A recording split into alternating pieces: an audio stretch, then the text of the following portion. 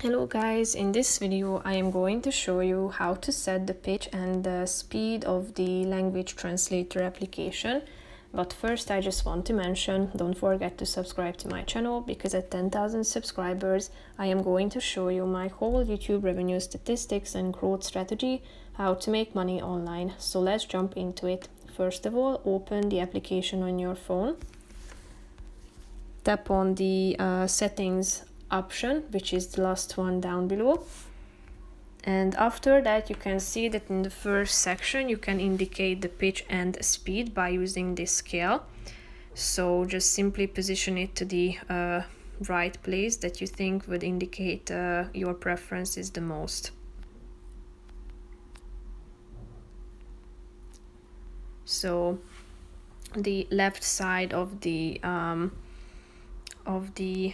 scale is the lowest, and the right point of the scale is obviously the opposite, so that's the highest pitch or speed as well. So that's pretty much it for this video, guys. See you in the next one. Bye bye.